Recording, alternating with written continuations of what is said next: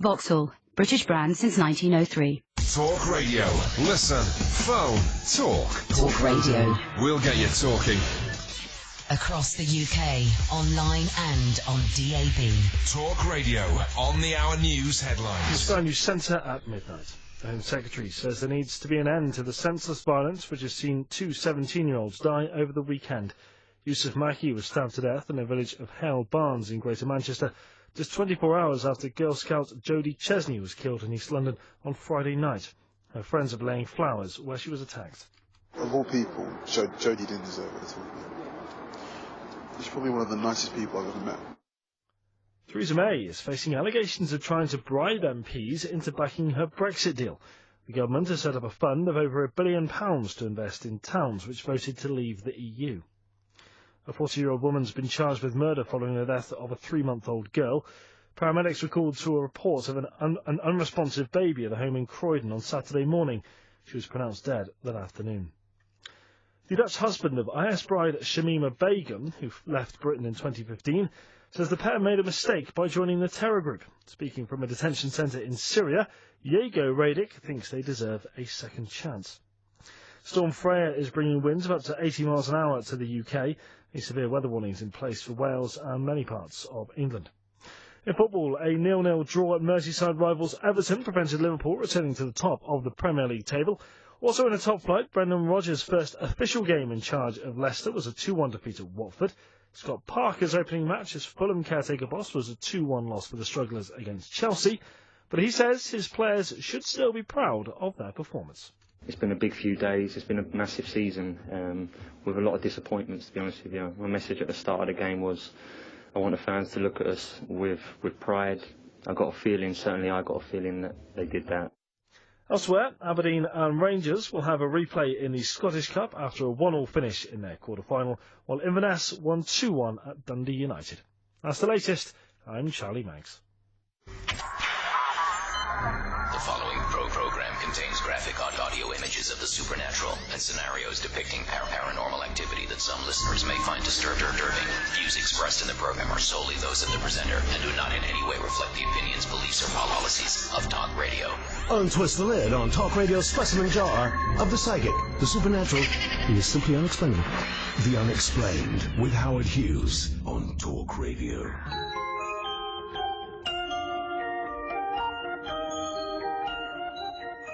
In the midnight hour, this is The Unexplained, a show like no other anywhere in Europe. And as you know, I'm rather proud of that. If you want to get in touch with me, you know that the way to do that is to go to my website, the official home of The Unexplained. It is theunexplained.tv. And coming very soon to that website will be edition 385 of the show, 385, followed by 386 and 387. And we've got some good material coming, but including Dean Radin, a man who was a regular guest on Art Bell's show, man of science, who talks about the confluence, if that is a meaningful word, between science and paranormality, and how those two things do actually meet in the middle. So Dean Radin coming to my podcast in a couple of weeks from now. But right now, I'm going to talk to somebody who I think has got an amazing name. Her name is Marilynn Hughes, and anybody called Hughes is guaranteed a fast track onto this show. We're going to talk about out-of-the-body experiences and also a bit of alien contact worked in there too. She's in Phoenix, Arizona. She's written 90 books, I read today. No, I didn't read the books, but I read that she'd written them. And has worked on a whole variety of broadcast projects and given a lot of talks in a lot of different places. And she says, and I quote, her area, her bailiwick, her area of expertise, is the place where science and mysticism converge at the subatomic level. I'm not sure entirely what that means, but I love the sound of it. Marilynn Hughes in Phoenix, Arizona, nice to have you on tonight. Thank you, Howard. It's great to be with you. Now, Marilynn, I love that quote. Science and mysticism converging at the subatomic level. What does it mean? Well, I think that one of the misunderstandings that people have about out-of-body experiences is that they think that it is one of the aspects of paranormal experience, but in reality it's the key to most of all of it, in the sense that the key to communication with extraterrestrial life will be out-of-body travel.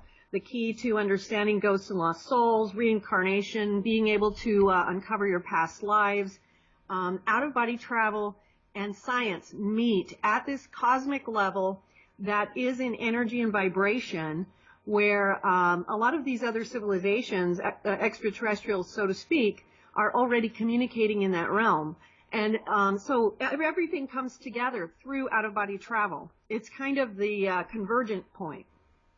Right, so out-of-the-body experience is a kind of gateway for a lot of these other things that we find very hard to quantify and talk about, like contact with aliens. They're already in that realm, if you believe they exist, and also what happens when we cease to be on this mortal coil alive in this plane, if you believe that we don't just have this one life. Is that what we're saying? This is the universal bonding for all of it. Oh, yes, and that's where where it all converges in the sense of if we want to make contact or communicate with all of it, not just extraterrestrials, but with the spirits on the other side, but spirits within incarnate life as well, and within the subatomic goes into how the mystical realms are generated through vibration, which a lot of what is going on in science right now is understanding the vibrational nature of existence and knowledge, and that the communication occurs at these higher vibrational levels. And that the key is out-of-body experiences, because that is the doorway to achieving the higher vibrational state where you can start learning to translate those experiences, and all these things come together there.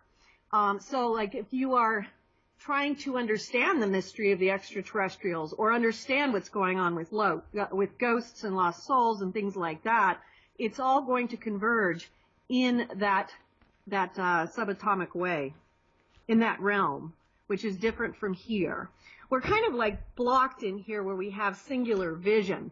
Once you enter into the out-of-body experience state, you immediately and almost automatically enter into multiplicity and into, ironically, what science is calling the multiverses, the parallel universes, the time continuum, whereas you can go backward and forward in time. So it literally is the converging point. How do you know this is so? Because I've spoken to at least one person of science, including one person in this country, who believed that she indeed had an out-of-the-body experience, but now believes, and I don't want to be unfair to her in the way that I summarize this, but now believes it is more likely to be an artifact in your head than anything that you access outside yourself.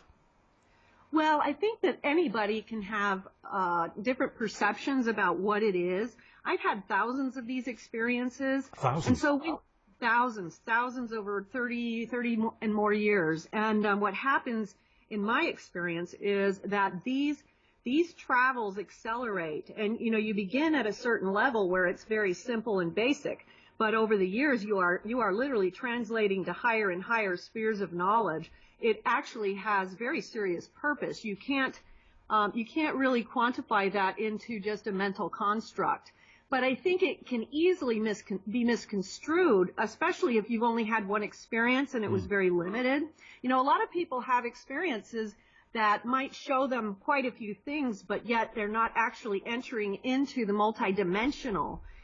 They might just be entering into, wow, I separated from my body, or they experience the separation and they realize that it's separate, and sometimes they have some experiences with deceased people, and, you know, sometimes even with near-death experiences, you're going to see parts of your life replayed, but there is so much more beyond that we are literally just touching the tip of the iceberg with that. What is the difference, Marilynn, between an out-of-the-body experience and a near-death experience? We've had only recently people on this show talking about their personal near-death experience. What is the difference between those two things? Because the way that you've just described it, they sound like almost the same thing. They really are pretty darn similar. The main difference is that someone who has a near-death experience is clinically dead at the time of the experience. But what you're seeing now is more and more and more people are having these experiences, which are being generated without the person having to be at the point of death.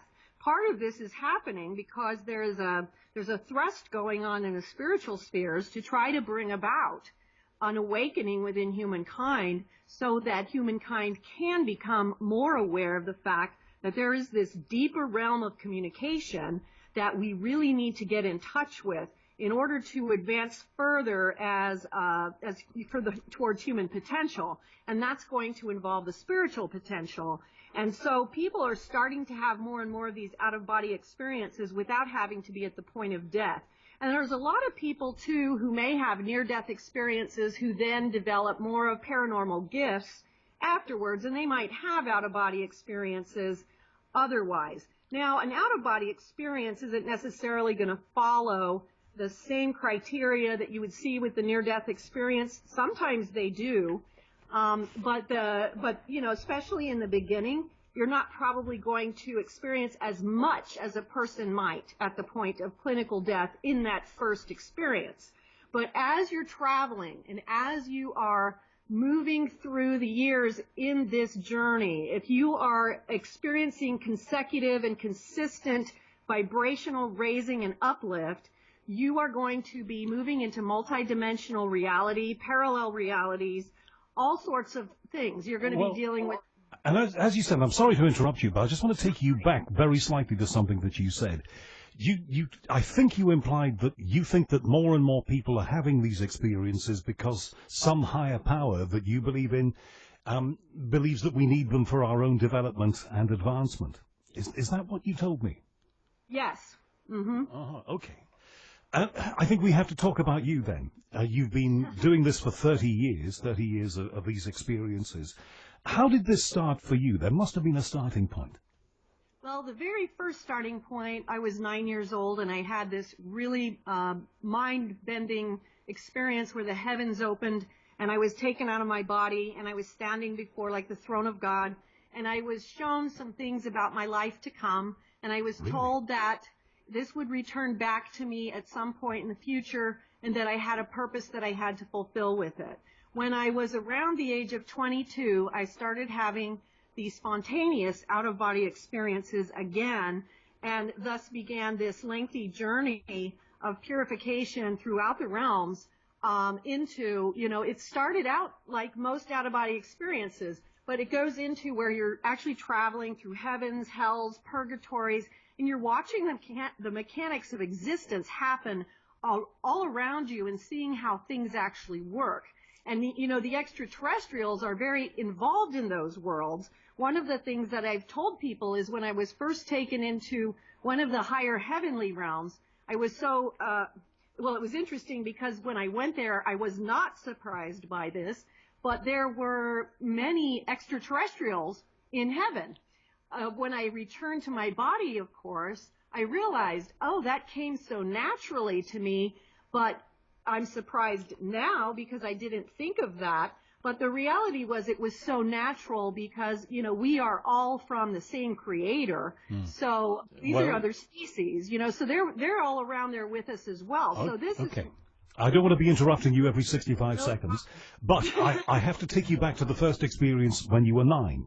You said that you had this experience where it sounded to me like it was like watching a movie almost, that you were taken to other realms and you were told by something or someone things that would transpire in your life later. So first of all, how did that unfold when you were 9? And who told you what they told you? And I suppose there's a third element to this question, just to make it more spicy. What sorts of things were you told at 9 that later actually transpired? Well, the things that I was shown had a lot to do with the things I would go through in my childhood and to get to where I needed to be. What happened when I was 9, and the thing that's interesting about this was it was the first time I'd had something like this happen. So it was a very, very mind-bending experience. I remember it as if it were yesterday. The heavens literally opened up in front of me. Were you in bed sleeping? Had you been hit on the head in a sports event? What was the catalyst for this? I was in bed sleeping, and it was like there was like these clouds, this misty bluish clouds that were in front of me that parted to reveal this marble staircase.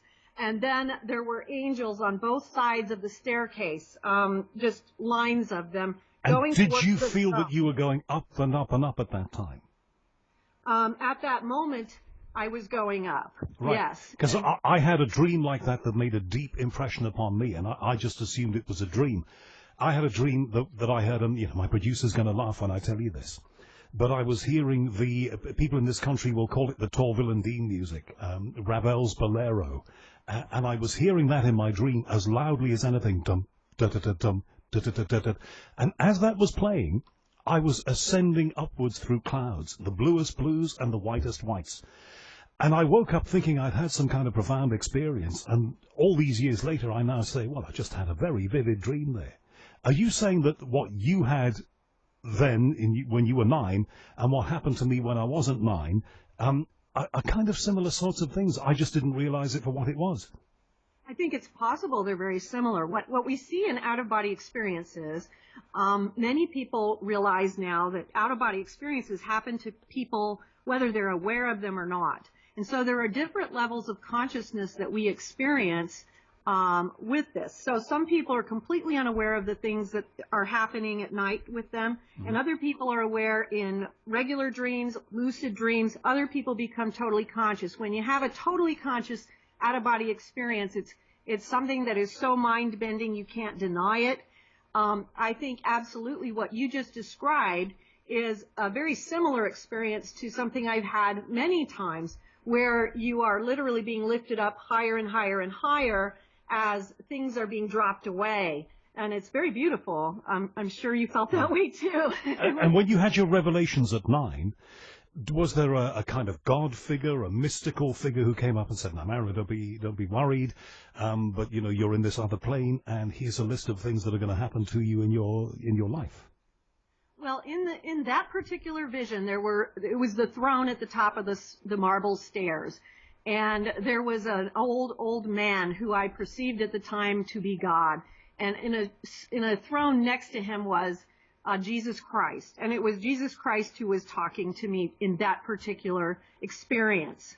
And yes, he explained to me that I would go through difficulties and troubles, but that there was something that I had to accomplish in my life that had to do with what they were showing me, and that it would come back later, which it did when I was about 22. Well, you were a religious little girl. I wasn't profoundly religious, but I really liked Jesus. So, Well, that sounds like you were quite. Yeah, well, I really liked Jesus. I was raised in the Mormon faith, and I read the Bible a lot. So I was very, very much into Jesus. Sometimes when I look back on that particular image, because I've had many experiences since then, that have shown me that God the Father is so much more. But I think it might have been portrayed in that manner because I was 9 years old, and we are shown things in ways that we can understand them at the time. And so I think that that's why we had the old man who I knew was representative of God for me at that time. And would you say that you need to be a Christian to have these experiences? If you don't have any particular faith, this is not going to happen for you.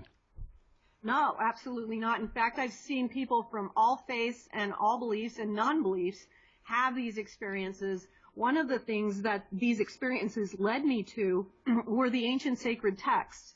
And I started writing a lot about the mystics and sages from throughout the world, from all the different world traditions and religions, and also people who had visions who are not of any faith in particular. And what we find is that this experience is universal. It has happened from the beginning of recorded history till now to people all over the world in any condition, anywhere. It's much more prevalent than I think most people realize. When you actually start combing through the ancient sacred texts, there were thousands of mystics that have been forgotten who had wonderful, beautiful out-of-body experiences. And, ironically, even the world religions were generally founded on revelations that people received through out-of-body experiences. We forget that out-of-body experiences had a big hand in creating all the different world religions as well. I think there may be people of a religious persuasion who may disagree with that and say it was the hand of God and it was a miracle and all the rest of it. but I hear what you say. We're going to have to park this for a second, Marilynn, because we have some earthly commercials to take. And then we're going to get back with Marilynn Hughes, and we're going to be talking about out-of-the-body travel and also rendezvousing with, if that's the right way to put it, aliens. Coming next, here on the Unexplained at Talk Radio. Talk Radio, digital debate for the UK. Talk Radio. We'll get you talking. Most radio adverts begin in a pristine recording studio, but not this one. We're recording on the streets of central London, polluted by toxic air. Because there's no better place to tell you that the Central London ultra-low emission zone is coming on the 8th of April this year. For vehicles that don't meet the new stricter emission standards, it will apply 24 hours a day in the same area as the congestion charge zone. From the 8th of April, you can either pay the daily charge online, via the free official TfL app, or sign up to AutoPay for a £10 annual admin fee per vehicle. Search ULEZ to check your vehicle and see if you need to pay. To the Mayor of London and TfL, every journey matters. For everyone who wants a better deal from their broadband, for everyone who wants their price to stay put for the whole of their contract, this one's for you. At TalkTalk, we've got Britain's lowest fixed price fibre. It's just £19.95 a month for 18 months. That's lower than every other major provider, with no mid-contract price rises. And you get our powerful Wi-Fi hub for our strongest signal yet. These are just some of the reasons we're the U-Switch most popular broadband provider for 2019. So don't miss Britain's lowest fixed price fibre. Now just £19.95 a month for 18 months with no setup fee. Offer ends 14th of March. Search TalkTalk Fibre. TalkTalk for everyone. For new customers only, T's and C's apply. It's freezing in here. Oh no, the heating's not working. One nasty surprise is enough. We're with you. So with British Gas Home Care Boiler Cover, all parts and labour are included when we repair your boiler. From £12 a month, that's just 40p a day. And now, when you buy selected home care products online by the 1st of April, get up to £50 to treat yourself. Search British Gas Home Care. Conditions apply. The Unexplained with Howard Hughes on Talk Radio. The Unexplained at Talk Radio. Just if you noticed this in the first part of the conversation with Marilynn Hughes in Phoenix, Arizona, there is a slight... It almost sounds like Marilynn is on a very smart executive jet. Just a slight whirring noise. It's a computer noise that we've been trying to filter out, and I hope it's not spoiling your enjoyment. It's certainly not causing us a problem here, so I hope it's not causing you a problem there. Marilynn, okay, out-of-the-body experiences. Want to drill down then into how these experiences are had. Can you make yourself have one? If I want to go home tonight, and when I get off the train, walk home, have my pot noodle and go to bed, would I be able to have one of these things? And if so, how? Probably not necessarily that simply, but yes, people can do things that will encourage the experience. There's a lot of things you would want to do, things that have to do with meditation, prayer, being in a proper frame of mind. It has a lot to do with asking for assistance. It also, I use a lot of aromatherapies and incense, which is very helpful. And the reason for that is that in some of the higher spheres, there is a fragrance. And I wrote a book called Fragrance Mysticism about this. And so when you are utilizing fragrance down here, it actually helps you to transcend some of the vibrations down here to go to some of these higher spheres. But generally, yes, there are ways to do this, and at our website at outofbodytravel.org, all of our books are available for download for free, and many of our readers, they read these books, and we've also just introduced a course of study, which is also free, which will take you through a lot of things that will prepare you. These things do seem to generate experiences. One of the biggest things I think that generates the ability for people to experience starts with being aware that it's possible. And I think this is one of the reasons why most of my readers, when they read The Mysteries of the Redemption, which is one of the books available on the site, what it does is it opens the possibilities to their mind, their spirit, and their soul, and things start happening. Okay, well, that's interesting, isn't it? Because, I'm interested in all of these things. I have to be skeptical because I do a radio show, and that is just in my makeup, in my DNA. But, you know, I've begged over the years for an alien to walk into my bedroom, to be seized and taken to another plane and shown something else. And apart from some dreams, in which I see people that I've never seen before in my life, but a lot of people experience that, it's never happened to me. So I'm one of those people who wants this to happen. It's just not. Well, I think that's part of the process. There is starting the procedures and things that will bring it about. Last night I was with several of the extraterrestrials, and they were giving me some information as well. And so the thing with this is that we have to open up to receiving the way that God will allow us to receive. So one of the things we have to kind of do is put our own thoughts, our own intellect aside a little bit. And I know we all have different temperaments and different things that might block us. I do have a book at our site called Come to Wisdom's Door, which talks a lot about the things that can block us when we are trying to remain open to these experiences. We do want to, however, approach it also with caution and with protection in place. Because why caution? What bad can happen to you? Well, first of all, we have, like you're mentioning extraterrestrials.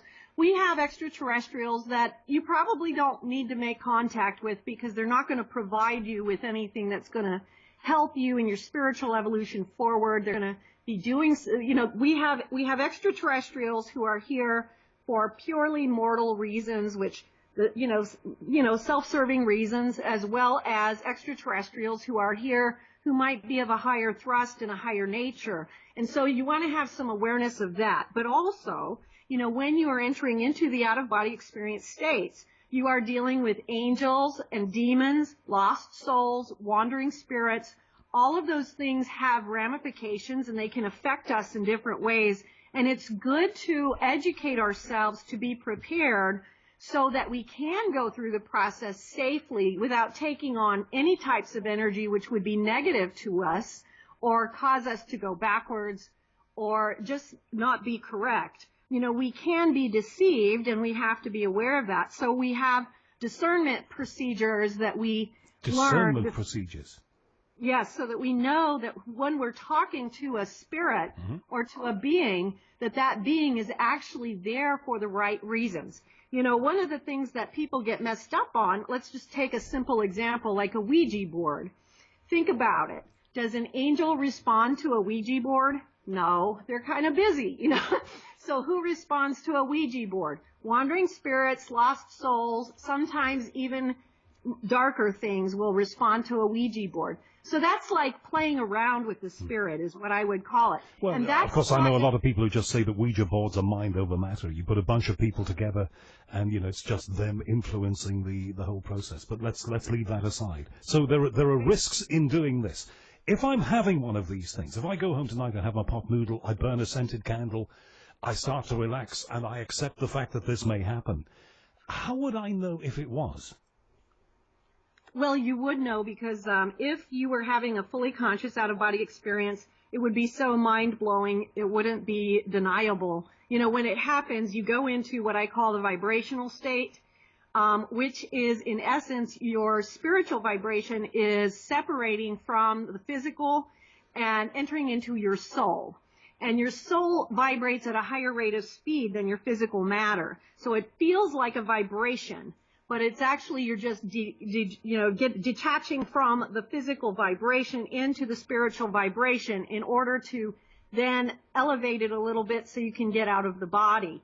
What happens first is that vibrational state. A lot of times then you're going to hear a lot of sounds, the jet engine sounds, and what that is you're hearing the higher vibrational hum. Ironically, what you're hearing on the So that's what we've solved it. Matty, my producer, we've solved it. It's the higher vibrational hum. But it's kind of like that in the sense that what you're hearing the sound. And it's just gone away. That's bizarre. Sorry. Okay. So it's the higher vibration of the spiritual realm, and it sounds loud and like a jet engine, and you often hear voices, and those voices are the thoughts of humanity. You're hearing a lot of people like talking in their head. And so what's happening there, that's just your basic exit from the body, but it's very, and the other thing too is usually a person will also immediately be connected to what some people call the mind of God,